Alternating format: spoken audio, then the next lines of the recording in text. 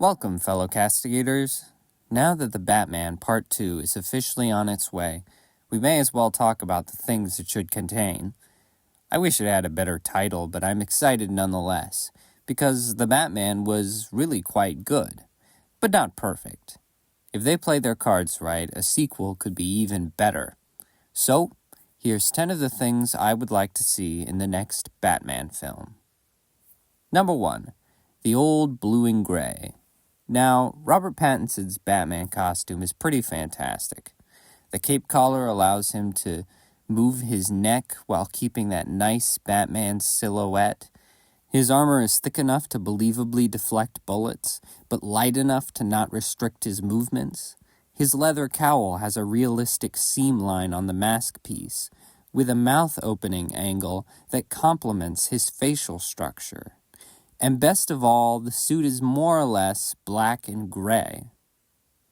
I know that it's technically 2 shades of black, but the armor often looks gray in certain lights, which gives it a very classic feel. If they wanted to elevate that, they could make the rest of the suit blue instead of black. It could even be a very dark blue so that, just like the gray, you only catch glimpses of it in certain lights. I think it would help with the overall aesthetic of the film and make it appear more unique. If I had to change anything else, it'd be the chunky gauntlets. I know they're extra hooks for the grapple gun, but I feel like it kinda throws off the look. He very seldom seems to use them anyway. Number 2. Robin. The very best thing about The Batman is that it's one of the first Batman films to actually be a detective story. Comic book fans have waited a long time for a movie to acknowledge that what makes him interesting is that he's the world's greatest detective. However, that setup desperately needs Robin in order to work. Much of Batman's exposition is said to Jim Gordon, who basically becomes his sidekick. Although I like that Gordon was more important to the movie, it's clear that balance, and therefore Robin, was needed. Besides, very few Batman movies have had the balls to introduce Robin, and after 20 years of absence from theatrical releases, it's about time he made a return. I know that James Gunn is planning to make a Batman film soon that includes Robin, but I don't think it should happen, so I'm choosing to ignore it. Not only is the comic it will be based on not very good, but introducing a new Batman so soon will just tarnish the brand.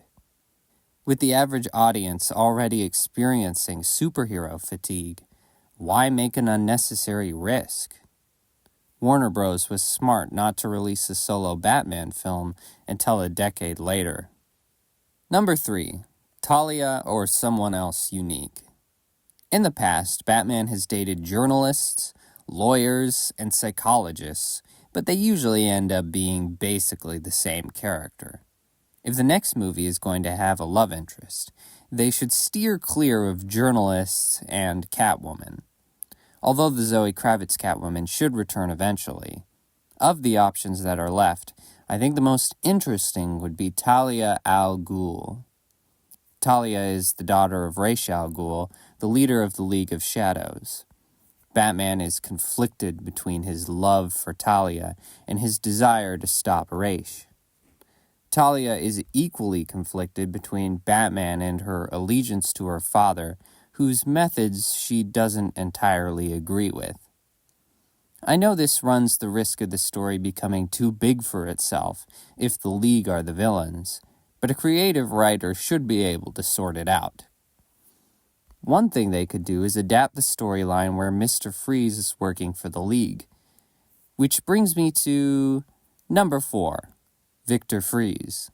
You see, Mr. Freeze is trying to find a cure for his wife Nora's illness, and has cryogenically frozen her to slow down the process.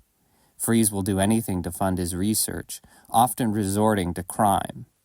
When he is eventually betrayed by the League of Shadows, he throws Nora into the Lazarus Pit, and she becomes a monster. Whether that last part of the story is involved or not, the story of Victor Freeze has to be one of the most heartbreaking in Batman's history. There is undoubtedly room for character development as Batman wrestles with whether he even wants to stop Freeze, especially if he's simultaneously contemplating what he would sacrifice to be with Talia. Overall, the inclusion of Mr. Freeze would be a great way to elevate a sequel. Number 5. Rogues Fully Realized. One of the things I'm conflicted about with The Batman is the portrayal of villains. On one hand, they're not afraid to call the Penguin, or have the Riddler leave clues in riddles with question marks over everything. But on the other hand, they felt the need to put the Riddler behind a mask and tone down Catwoman's costume. They really needed to go all the way and have things like the Riddler wearing a bowler hat and taunting Batman through projections of himself. There is a way to keep the interesting aspects of the characters and still be serious. The best example of this has to be the Arkham video games that featured the best on-screen portrayals of the characters. The goal was to take the versions from Batman the Animated Series and make them more grounded. The results strike a perfect balance between the sillier and more recognizable parts and the grittier and creepier elements for an adult audience. Batman's Rose Gallery is fully realized, which is the best way to satisfy the target audience of comic book fans. Number 6. More Alfred. In The Batman, Alfred is perfectly played by Andy Serkis, who makes Alfred's war history more believable. I know that all the characters are hard to balance, but more Alfred would have helped with the emotional side of the film. For instance, the best scene is when Bruce confronts Alfred in the hospital. Bruce's vision of his father is redeemed, his love for his true mentor Alfred is solidified, and Bruce realizes what his focus should have been and what type of hero Batman should be.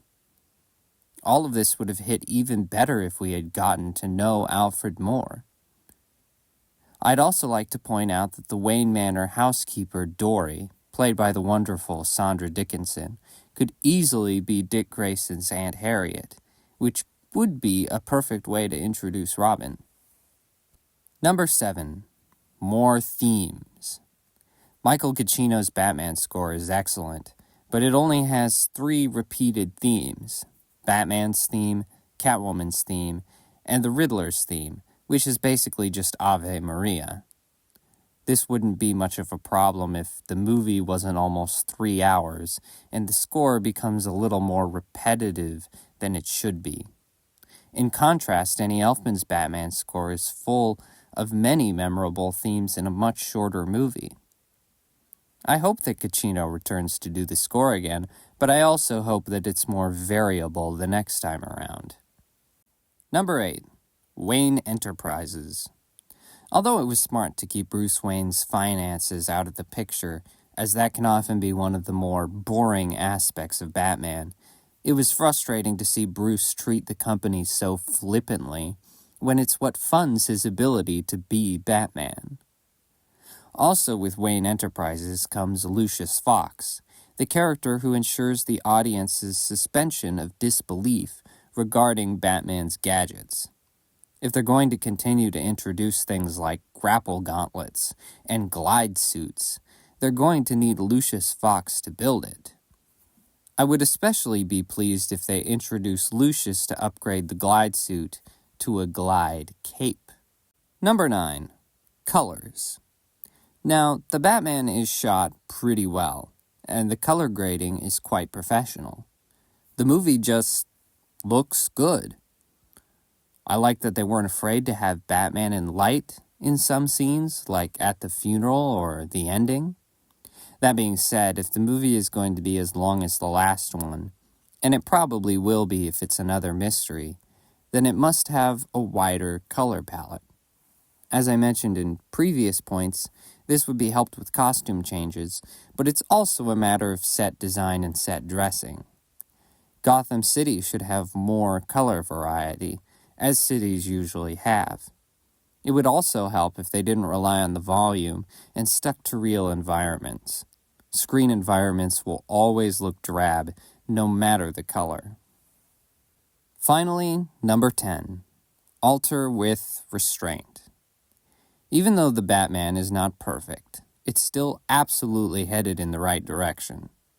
Since it works, they should be hesitant to make any big changes in format. Most of all, I want this to stay as a detective story. That was the main thing that made it unique from other Batman films and made it more comic accurate. I know that most people unfairly compare the Batman to the Christian Bale Batman trilogy because they prefer mindless action. But seeing as superhero fatigue has set in among normies, they can no longer reasonably be the target audience. I enjoy the Christopher Nolan movies myself, but I have to admit they are probably the least comic accurate of all Batman films. Leave heavy action to the likes of Superman.